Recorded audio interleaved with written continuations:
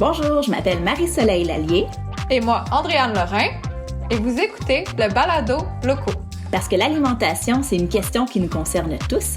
Ensemble, on va réfléchir avec nos invités à comment changer le monde, un système alimentaire à la fois. Bonjour tout le monde, on est aujourd'hui avec Anaïs Bélair-Leclerc qui travaille à Locaux Villeray depuis quelques années, la fin de semaine, que vous pouvez voir, mais surtout qui est nouvellement nutritionniste. Puis on avait des sujets qu'on voulait approfondir avec elle. Donc aujourd'hui, on va parler de peut-on bien s'alimenter localement en hiver? Bonjour Anaïs! Bonjour! Comment ça va aujourd'hui? Ça va bien et toi? Très bien, très bien! Alors, veux-tu te lancer dans le vif du sujet puis déjà nous dire qu'est-ce que t'en penses? Oui, donc c'est vraiment une question intéressante. Puis d'ailleurs, tu me posais une question aussi précise juste avant l'enregistrement, fait qu'on va la répéter. Est-ce que c'est possible de s'alimenter localement de façon nutritive l'hiver? Puis tu m'as donné l'exemple de manger des légumes racines blancs. Ouais. Est-ce que c'est bon ça, juste manger ça, ou il nous faut d'autres plus verts? Je pense que c'est une question que beaucoup de gens se posent, fait que c'est bien qu'on y réponde. Mais d'après moi, oui, c'est possible de s'alimenter nutritivement, localement, en hiver. Puis on oublie peut-être, mais tu sais, les générations avant nous, là, ils ont fait juste s'alimenter de produits locaux du Québec en hiver. Puis c'est de multiples générations qui ont été fondées là-dessus. Donc oui, c'est possible de le faire puis de rester en santé. Toute parenthèse aussi, reconnecter avec ce genre d'alimentation-là, ben ça nous permet comme d'honorer le terroir québécois puis de reconnecter un peu avec nos valeurs puis de où on vient, etc. Sur le plan nutritif, maintenant, oui, les légumes du Québec semblent moins diversifiés l'hiver, mais ça reste qu'ils sont tout autant nutritifs. Puis la recommandation en général pour les Canadiens qu'on dit là tout le temps, les nutritionnistes, c'est manger plus de légumes. D'après moi, on peut pas en manger trop. Okay. Fait qu'à chaque fois qu'on peut multiplier l'occasion de prendre un légume du Québec, ben c'est une occasion de plus à saisir pour manger plus de légumes. Fait que c'est tout à fait correct de le faire. Puis ben diversifier les couleurs, c'est là que la clé selon moi, parce que toutes les couleurs de nos légumes vont nous fournir des vitamines, des minéraux, des antioxydants qui sont différents. Mais c'est quand même le fun parce que au Québec, ben, on arrive quand même à avoir une variété dans les couleurs. OK. Parle-nous de ça. Dis-nous tes coups de cœur. Tu sais, on peut aller dans un éventail. Fait que carottes, orange, courge, orange, betterave, c'est rouge, les choux verts, les choux rouges, la pomme de terre, les endives. Fait que, ou, tu sais, tous les légumes racines blancs que tu m'as nommés aussi. Tout ça, ça nous fournit un éventail de nutriments. Puis je pense que la clé, c'est de les diversifier le plus possible. Fait que, justement, plus il y a de couleurs dans notre assiette, mieux ça va être. Puis on l'oublie souvent, mais ces légumes-là, ils coûtent à peu près 50 cents la livre.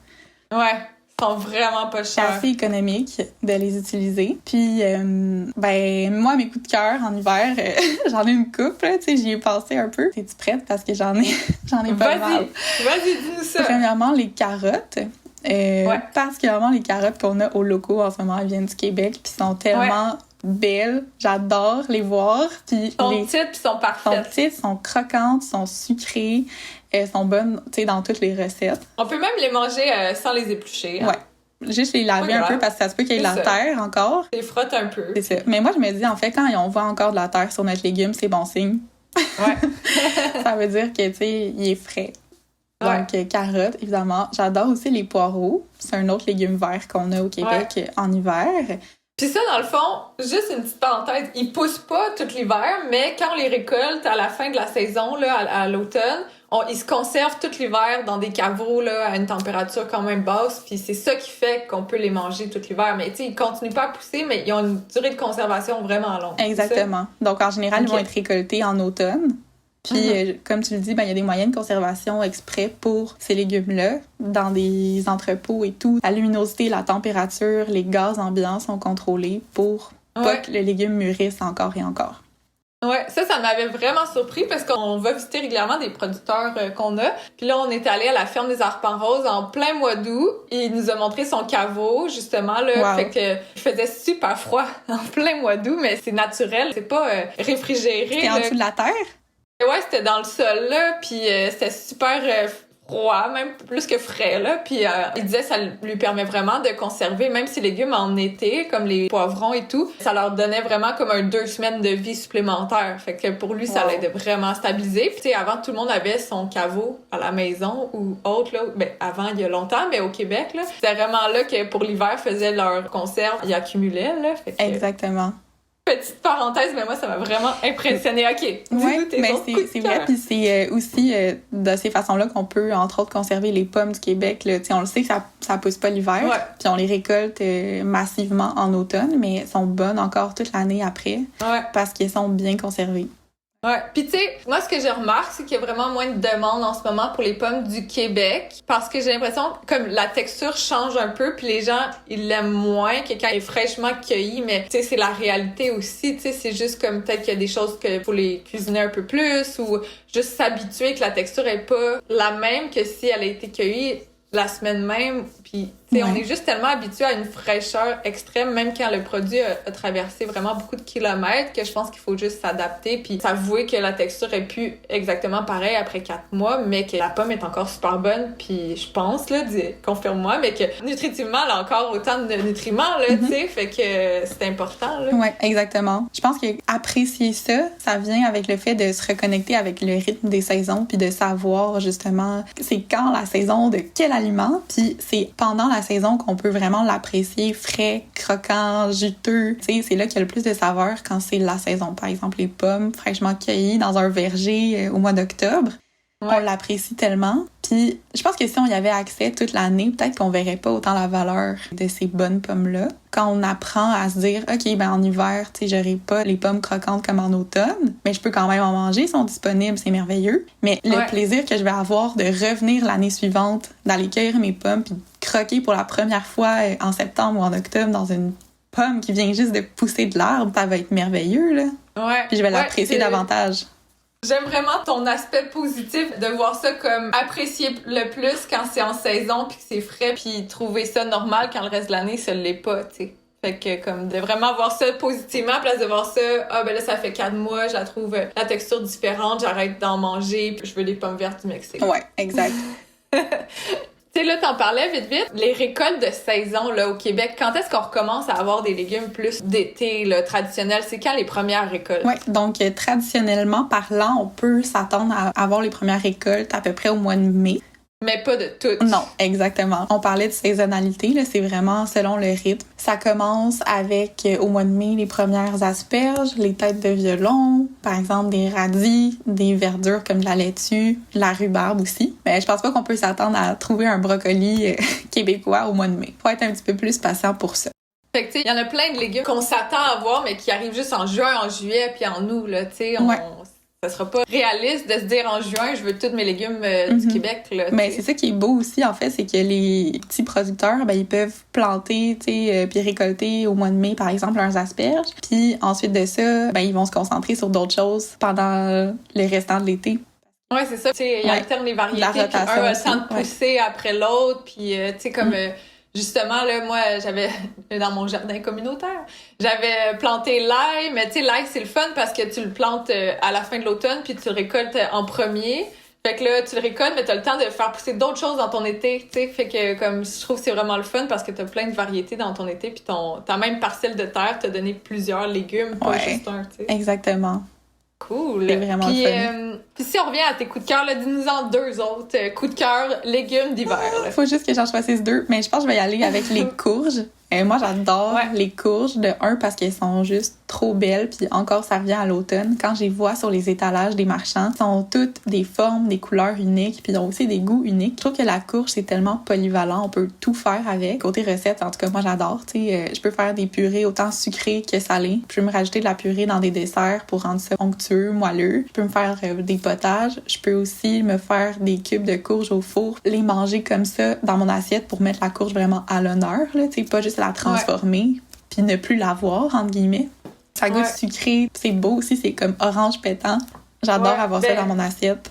C'est drôle aussi, ça me fait penser que nos petits producteurs, plus ils sont petits, plus souvent ils vont aller vers des variétés ancestrales qu'on connaît plus. Puis là, ça a des formes funky qu'on n'est pas habitué de voir. Ouais, des fois, t'es un peu intimidée, là, de voir, je peux faire quoi avec ça, ça va goûter quoi, mais tu sais, ils ont tout le temps plein de couleurs, plein de formes, puis comme c'est vraiment le fun de redécouvrir ça, là. Puis maintenant, au temps des courges, on en a comme 10 variétés différentes de courges de toutes sortes, de toutes de couleurs, puis elles sont toutes comme bonnes, mais différentes, là, tu sais, comme ils ont toutes quelque chose à apporter. Là. Exactement. Ouais, je suis d'accord. Puis un autre dernier légume coup de cœur. Moi, je suis une fan d'artichauts en été, puis surtout les cœurs d'artichauts. Puis en hiver, j'en mange pas parce que il y en a pas des bons, tu sais, c'est pas la saison. Puis ceux qui viennent d'ailleurs, ils sont pas aussi bons. Fait que j'ai découvert que le topinambour, ça a une chair, un goût puis une texture qui ressemble à ceux du cœur d'artichaut que j'aime tant manger en été. Fait que en hiver, je peux comme retrouver un peu ces saveurs-là avec le topinambour. Cool. Pour les amateurs d'artichauts, là, je me mets au défi de goûter. C'est une vraiment bonne idée, puis un vraiment bon défi pour ça. Puis, tu sais, au début, la première année, là, chez Loco, on avait genre toutes les légumes racines d'hiver. Tu sais, on voulait vraiment que les gens achètent ça. Fait qu'on avait genre ravioles, topinambour, panais, céleri rave, chou rave. Tu sais, on les avait toutes en même temps. Puis là, on en perdait plein parce que les gens savaient pas quoi faire avec, puis ça les intéressait pas.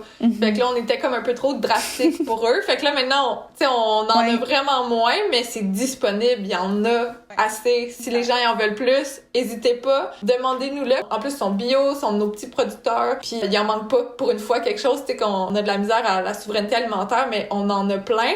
Fait que, tu sais, testez-les. Puis là, on les a pas toutes en même temps maintenant. Fait qu'on les a en rotation. Mais comme, testez-les, puis demandez-nous-les, puis ça va nous faire vraiment plaisir parce que nos petits producteurs, ils en ont, puis ça va leur faire vraiment plaisir de nous en fournir plus. Puis une solution pour ça, quand on prévoit faire une recette de, je sais pas, rutabaga, puis qu'on va à l'épicerie Loco, puis on se rend compte qu'il y en a pas cette semaine, ben pourquoi s'arrêter là? Tu sais, on pourrait peut-être juste faire une recette, pourquoi pas la même recette, mais on change le légume qui était à l'honneur, puis on en essaye un nouveau, tu sais, je sais pas, le panais peut-être. Ouais. Puis les bonnes carottes nantaises que tu parlais tantôt. On les aime tant. Ouais. Toi aussi. Génial. Ouais. Moi, des carottes toute l'année, j'adore, là. Fait que, génial. Écoute, en finissant, qu'est-ce que tu souhaiterais nous proposer comme amélioration du système alimentaire québécois dans les années à venir pour qu'on puisse mieux s'alimenter sainement en hiver? Oui, fait que c'est là que j'ai fait des trouvailles vraiment intéressantes, en fait. C'est qu'avec le contexte actuel de la pandémie, le gouvernement souhaite augmenter l'autonomie alimentaire du Québec de 10%. Puis pour ce faire, il a débloqué des budgets pour des projets pilotes de serre hivernale. Ça a l'air vraiment cool. De ce que j'ai vu, il y a une partie de cet argent-là qui est allouée pour des gens qui sont déjà comme des producteurs en serre. En fait, qui sont déjà des leaders là-dedans, là, des plus grosses serres avec tomates, concombres, etc. Par contre, je pense qu'on commence de plus en plus à s'intéresser à des petites cultures de légumes qui tolèrent bien le froid. Il y a de plus en plus de fermes bio, des petites fermes bio en fait, qui vont développer des serres qui sont chauffées à maximum 5 degrés Celsius. Puis ils vont se concentrer sur des productions de légumes, comme je disais, qui tolèrent bien le froid. Fait qu'il y aurait par exemple les épinards, les bok choy, la beta-carle, le chou kale, les laitues. Pas des cultures verticales qu'on a l'habitude de voir comme les tomates qui demandent d'être chauffées à 20 degrés avec full de lumière artificielle, du soleil et tout ça. On pense plutôt à des légumes qui pousseraient facilement. Ces fermes-là sont souvent biologiques aussi. Fait que je pense que d'investir, d'encourager nos producteurs locaux qui font ce genre de culture-là dans des serres chauffées à pas plus que 5 degrés, là, ça nous amènerait vraiment plus de variété au niveau de la verdure dans nos assiettes en hiver. Et encore une fois, on encourage l'économie locale, des petits producteurs qui sont souvent biologiques. Donc, c'est excellent aussi pour l'environnement. Puis nutritivement, on aurait encore plus de variété dans notre assiette.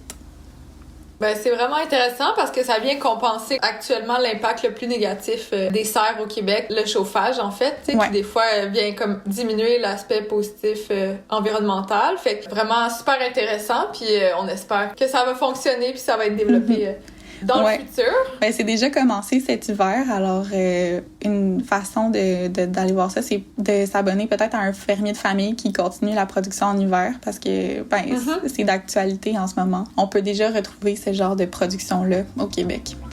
Cool! Génial! Ouais. Merci beaucoup, c'est toujours un plaisir de te parler, puis c'est super intéressant, puis au plaisir de peut-être continuer à approfondir des sujets avec toi dans le futur. C'était un plaisir pour moi aussi. Merci de m'avoir invitée. Merci! Bye! Bye!